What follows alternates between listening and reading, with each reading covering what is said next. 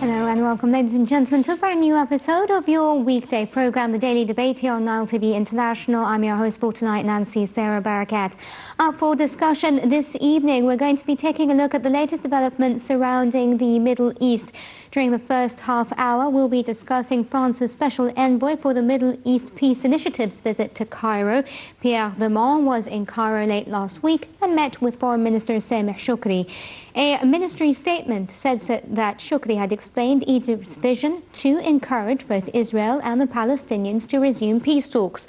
According to the statement, the officials also discussed the results of the Paris meeting, as well as future steps to prepare for a proposed international peace conference to take place before the end of the year.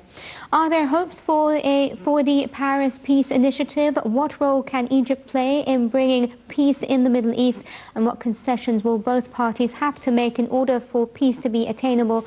That's what we're going to be discussing on the first half of tonight's program. Later on in the hour, we're going to be taking a look at the latest surrounding Syria. Now, yesterday saw US and Russian military officials hold a video conference to discuss recent Russian airstrikes that hit US-backed Syrian rebels. Pentagon Press Secretary Peter Cook said in a statement that the department officials had expressed strong concerns about the attack on the coalition-supported counter-Daesh forces at the At-Tanaf garrison, which included forces that are participants in the cessation of hostilities in Syria, and emphasized that those concerns would be addressed throughout ongoing diplomatic discussions on the cessation of hostilities. Now, earlier on Friday, also more than 50 State Department diplomats signed an internal memo sharply critical of the Obama administration's policy in Syria, urging the United States to carry out military strikes against the government of President Bashar al-Assad. What do these latest developments mean? Is there a more visible amount of friction between the United States and Russia in Syria? And are there any solutions in sight for the Syrian conflict? That and much more coming up on tonight's program. Before we begin tonight's discussion, allow me to welcome Mr. Mohamed, international media expert. Thank you very much for coming in tonight. And if you'll allow me to start off with a look at our first report for the evening and a closer look at the French Peace Initiative and the French envoy's visit to Egypt.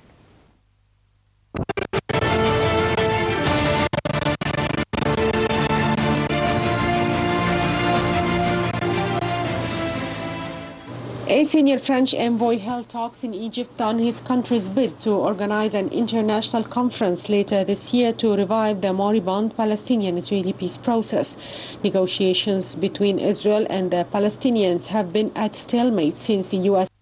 initiative collapsed in 2014. French envoy Pierre Vimont met Foreign Minister Sameh Shoukry for talks on future steps he will take to prepare for the conference. The Arab League Secretary General Nabil Al-Arabi had similar talks with Vimont.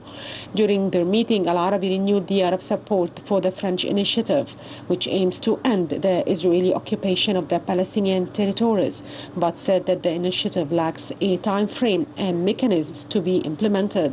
Earlier this month, representatives from 28 Arab and Western countries, the Arab League, European Union and the United Nations met in Paris to discuss ways in which the international community could help advance the Palestinian-Israel peace process. Neither Israeli nor Palestinian representatives were invited to attend the meeting, which aimed to lay the ground for a full-fledged peace conference to be held by the end of the year. The final statement of the Paris meeting warned of the current deadlock of the peace process that prevents the establishment of a Palestinian state, and added that direct negotiations between the two sides should be based on international resolutions. The Palestinians have welcomed the French bid, but Israel has said the initiative would go down in history as having pushed peace further away. Meanwhile, in Israel, Egyptian Ambassador Hazem Khairat said Thursday that Cairo is willing to help create an appropriate Palestinian environment to facilitate an Israeli-Palestinian peace agreement. Khairat hailed the current French peace initiative as contributing to the framework of the international action to this end.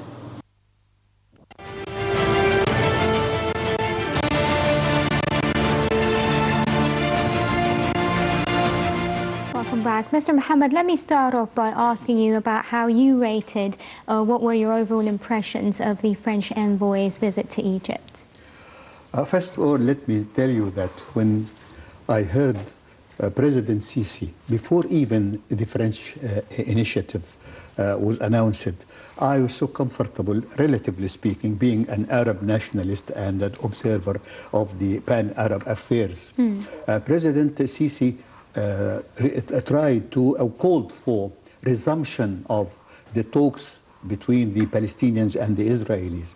That was something which completed the frame of picture of Egyptian politics, because you know that since the revolution, 25th of January revolution, we were so immersed, the Egyptians, immersed in our political and internal affairs. And we had some reason because of, you know, the internal terrorism and these things. But now I think, in my opinion, and Mr. Sisi as a strategist, you see, it's time that we resume our attention to our neighbors and our brothers in Palestine, not from the humanitarian point of view only, this is very important, but from the strategic point of view, from the point of view or the perspective of our national security. Right. And then it was re-echoed and was elaborated by the French initiative, and I think the affinity, the friendship, emerging friendship between President Hollande of France and President Sisi has something to do with this, this kind of understanding and common ground. But one asks, why did France, or how come that France suddenly took an interest in the Palestinian cause and the Middle East? I think, in my opinion, there are two things. Right. First of all, the internal situation in France. France, as you know, is facing internal terrorism, you see. The settlement of the problems in the Middle East, the tranquility and some peace presiding over the Middle East will reflect positively on the situation in France. Right. In the same time, as I said, this kind of rapprochement between Paris and Cairo these days, I think, has something to do as far as the Mediterranean region is concerned. And the third thing is, I think France now is trying to have a role in the regional politics. Why? America is now immersed and preoccupied with the election year. The president now in America, as far as the American expression is concerned, is a lame duck, and he has a lot of things to do. At the same time, the British are also preoccupied with the problem of the EU elections and being in or out. Then Russia now is in Syria with all the complications of that thing. Right. So there was a role for the French people, of the French politics, to play. In the same time, it's a kind of what? A kind of realization of what is the truth about the Palestinian question.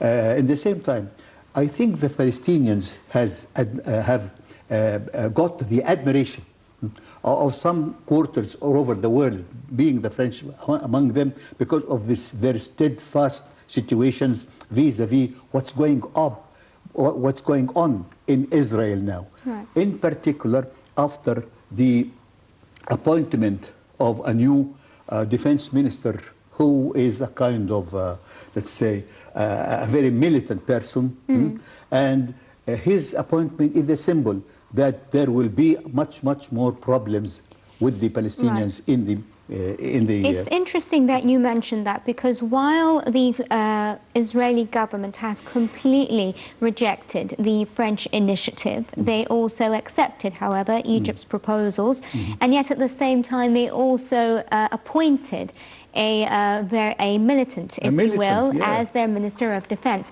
How do you read this particular, or the sequence of events?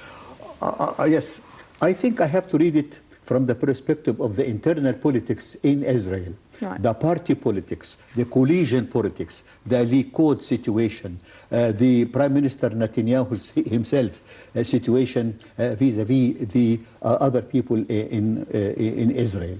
In the same time, I think Netanyahu and his people were always benefiting or exploiting the divisions in the Palestinian camp. Right. This division is so visible, and we have to admit it, and I think Egypt's role here is vital. There must be a kind of rapprochement again, or a kind of reuniting the roles of the Palestinians, especially between Hamas and between the authority, Mr. Abu Mazen. Right. You see, but Abu Mazen should be always, in my opinion, in my humble opinion, should be always the symbol or the leader of the Palestinian camp. Mm-hmm. You see, other people should be under his leadership, himself and the authority in general, right. because these things are being recognized by the Oslo and by the agreements and everything since Abu Ammar's life, as right. you know. So you think that Egypt's role now will be to mediate between Hamas and Fatah and start a reconciliation? To mediate and to use whatever Egypt has in their hands, even to pressurize. Pressurizing, this is a noble thing. It's not just for the benefit of the Egyptians, no. Pressurizing some elements who are so, let's say, arrogant. I'm talking about Hamas in particular. Arrogant that they can do this and that. They can never do anything, especially in this kind of thing. But at the same time, they have to understand, and we have to try to communicate with the reasonable elements, even in Hamas's ranks. I think there's a lot of people like that, just to go ahead and in the same time to reform the Palestinian camp in order to have a unified front vis-a-vis the But do you think Israelis. Hamas realizes that? It realizes that it can't do it by itself at this point? I think Hamas now is not in a good situation because as 2 days ago, the Israelis withdrew a lot of trade permits which have been given to a lot of Palestinian traders and Palestinian merchants. In the same time, there is a very acute problem which is imminent facing the Hamas in Gaza and even the Western Bank in general. It is the problem of water. Do you know, these figures I have derived from international NGOs and some human rights people. While the settler, the Jewish settlers or the Zionist settlers, every person has 300 liters of water every day right. for his consumption. The Palestinian has nothing more than 73 liters only every day. And this is acute. It's an acute problem, and this problem is exasperating all the time. And I think Israel now, especially the agency which is responsible for the water distribution, is trying to deprive a lot of Palestinians from their daily use of water. Right. This is something which is acknowledged all over the world. So I think the Hamas people, and even in the authority, the people who are still outside the coalition, they show that it's not just independence. It is not just the glory of having a state. It is the daily life of people who are suffering every day, especially the younger generations. Right, but do you think that Egypt, with the history or the recent history of friction between Egypt and Hamas, that there will be a willingness by Egypt to sit down on the same table with Hamas to discuss anything?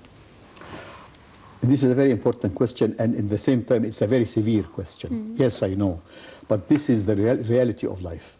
And this is the responsibility of politicians who should deal with things which they not accept. Right. But in the same time, history, our national interest, our national even security in Egypt, in the same time, our responsibility. Egypt is not a small country, as you know. I'm not just talking about the glory of Egypt. I'm talking about the role of Egypt is a role country, you see. And all over the world, and all over our history, we had this role to play, and our responsibility towards the Syrians, and towards the Palestinians, you see. Right. It is not just out of noble motives, which is good in themselves, but in the same time, it's our national interest in the same time. So the Palestinians, I think, most of them are looking at the Egyptian leadership and the Egyptian people to renew our responsibility, in the same time to know that their national interest is going side by side with our national interest. And how about Egypt's relationship with Israel? How can that be utilized to benefit or to restart negotiations about peace? I think we will not violate, I'm very very realistic, you see, and very down to earth. It's not an invitation to violate our agreements with them, but it is an invitation to put Israel at their own responsibility as an occupying power. That Israel is now violating all the international law norms vis-a-vis the occupant, the people who are under occupation. I mean the 4 Geneva Accords and the protocols, the agreements. These agreements and these protocols and these conventions are putting a responsibility over Israel. This is something which is common all over the world, right. you see, towards the people who are under occupation.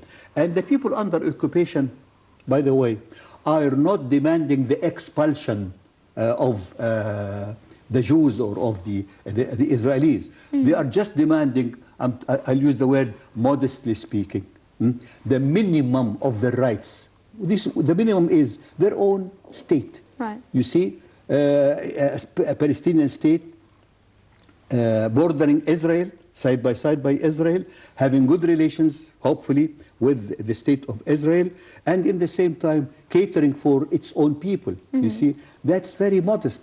And that is something, in my opinion, I remember in the 4th committee of the General Assembly of the United Nations, which is called the Decolonization Committee, I think the only place remaining on the agenda which is still under occupation and under colonization is Palestine. The world has to get rid of this and to have to solve the problem in order that some people who are suffering for more than 70, 80 years now can have their own right to live in peace and in coexistence. Right. The first round of talks between for the French initiative yielded no concrete results. Some even went as far as saying that they were downright unsuccessful. What do you think the next move will be? I mean, when the next round takes place later on this year, how can it build on what lacked in the first round? Better to have a late date, better than trying to play something which can be, without results. Right. I think we have, first of all, we have to mobilize the efforts and the initiatives of other Arab countries. I'm talking here about Saudi Arabia, for example, you see.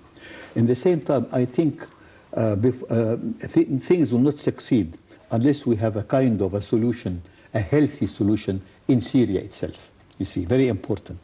Other things, we have to try to the Russians to participate and the Germans to participate. America's role is very vital, but I think from now until the new president, lady or man in America will be elected, I think the Americans cannot give us what we hope as far as help, initiative and support, you see, because I think America, it goes without saying, is a kind of is the key to the Israeli politics. Right. You see, when you know the new president of America, we can try to plan and to put things. In the same time, the Arab League should be much more vital, much more dynamic in order to try to oversee what's going on. Right. And in the same time, let people, the politicians, the responsible people, look at elements and personalities inside the Western Bank and inside Gaza and Hamas in order to encourage people to try to push forward in order to find the solution which we are seeking. Right. Let me build on the fact that you mentioned the Arab League. The Arab League Secretary General Nabil Arabi reiterated Arab support of the French initiative, but said it lacked a time frame and it lacked mechanisms. How important are these two elements for any concrete solutions to be reached? First of all, Dr. Al-Arabi, is outgoing after, I think, next month, something like that. So it's good that he tried to place his remarks about this thing. But let's wait for the new Secretary General, Mr. Abu Al-Ghait, first of all. In the same time, I think still we need a kind of good start from the Arab League, which can include also some countries from the Arab, North African Arabs, the Moroccans, I think, because they have good relations with France. And in the same, they can try, when they participate, they can support the French initiatives thanks to their historic relations between them and the French side. So it's a very difficult thing. Right. And things should be going side by side in simultaneous way. But when we start, when we immerse ourselves, when we engage in this thing, we have to be steadfast, we have to be patient, you see, but in the same time we have to be clear. Clear what? What are the borders of the new Palestinian state? Right. It goes without saying. It is the June 4, 1967. That's it. It's all very well. I mean, we all say this, we all agree to it. But the main actor in this, which is Israel, does not agree to it. Now, what can you offer Israel in order for it to change its mind or to be a little bit more malleable when it comes to the French initiative and to any initiative that is brought to it? I can offer peace for Israel, because until now, Israel does not have peace. Right. You see, and in the same time, I think Israel is not void, is not without problems. Right. That like any other country in the world, it is with their own problems. But they are managing, they are good managers, and they are trying to emphasize the points of strength, that like any other country. But in the same time, their situation is vulnerable also, because, let me tell you something, there is no political entity in the Middle East which was not until now touched or attacked by terrorism. Right. Do you know? Do you expect that Israel will be immune against that? I don't think so. Right. Politically speaking, I have no problem. I have no information. But in the same time, in order that the new generation in Israel can manage and can live and can prosper, there must be peace. Peace cannot be achieved until the bordering problem, the immediate problem of the Palestinians, can be solved. Right. Some analysts, just in summation, some analysts have even gone as far as to say that Arab countries can at some point offer Israel economic concessions, for example, economic cooperation, etc., so on and so forth. Are you for or against such an initiative? Absolutely, I'm for that. Right. But after the Palestinians have their minimum rights, after that, well, there will not be, let's say, problems between us and between the Israelis, you see. Right. Because you can sell the agreement about the Palestinian state to the masses, to the Arab masses. You see, there is a frozen peace, nominal peace between Egypt and Israel since the 70s, the late 70s. But the masses, the people in the street, until now, in my opinion, they didn't buy it, you see. How can they buy it? Because all over the place, they know that there is some injustices are happening to the Palestinians. If the Palestinian state, and if the Palestinian rights, and if this scourge of the refugees who are suffering for 70 or 80 years can be solved, can be managed, nothing will be solved 100% right. and overnight. No, it can be managed. It can be you can manage, you can treat it, you see. If this happens, if we are on the track of peaceful coexistence in the Middle East, this, first of all, will be against terrorism, the scourge of terrorism. Second, the frozen peace will be okay.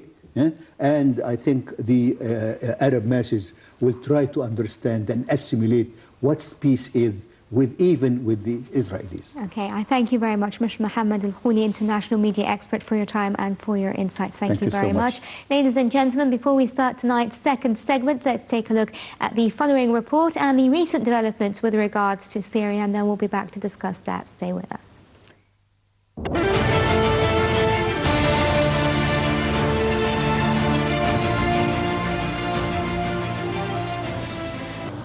Russia's defense minister visited Syria on Saturday, met with the Syrian president and inspected the Russian airbase there. The Russian defense minister Sergei Shoigu also visited the HMM airbase in the province of Latakia. The visit comes a day after President Vladimir Putin suggested that some in the Syrian opposition could join the cabinet to help advance the stalled peace process. Putin said Friday that creating a new government that will have the trust of most of Syria's population is key to ending the 5 conflict. He said that this goal can be achieved only through drafting a new constitution and holding new elections. A U.S. and Russian brokered ceasefire that began on the 27th of February has helped reduce hostilities, but fierce fighting has continued in many areas, particularly around Aleppo. Fighting around Aleppo and other areas in Syria has escalated in recent weeks, and Russia has recently issued an ultimatum for the U.S.-backed opposition units to leave Nusra-controlled areas or face airstrikes, but later agreed to give more time for them to pull out. Russia and the United States have traded mutual accusations over the truce. The U.S. accused Moscow of failing to prevent violations by Assad's forces, while Russia criticized the United States for its failure to encourage opposition groups it backed to pull out from areas controlled by Nusra. The Pentagon said it held a video conference Saturday with the Russian military to discuss Russian airstrikes conducted Thursday on Al-Tanaf border garrison striking Syrian opposition forces fighting Daesh terrorist group. The video conference was held as part of bilateral communications channels intended to prevent incidents in the crowded skies of Syria. On the ground, U.S.-backed Syrian opposition forces edged closer to a Daesh terrorist stronghold on the border with Turkey on Saturday. The Syrian army, which had been supported by Russian air power, lost several villages to the terrorist group as they made significant advances in the countryside south of Aleppo. Government forces captured the area at the end of last year in a major offensive assisted by Iranian-backed militias and Russian jets. On the border with Turkey, U.S.-backed Syrian forces fought to the western entrance of Manbij city for the first time since a major offensive to seize the last territory held by terrorist militants on the frontier. Source from the Syria Democratic Forces, the SDF alliance, which includes the powerful Kurdish YPG militia, Arab fighters, and is being helped by scores of U.S. special forces, said its troops were now almost 2 kilometers from the city center. Since the start of the offensive on the 31st of May, the SDF has taken dozens of villages and farms around Manbij, but has held back from entering the city. Many thousands of people still trapped there.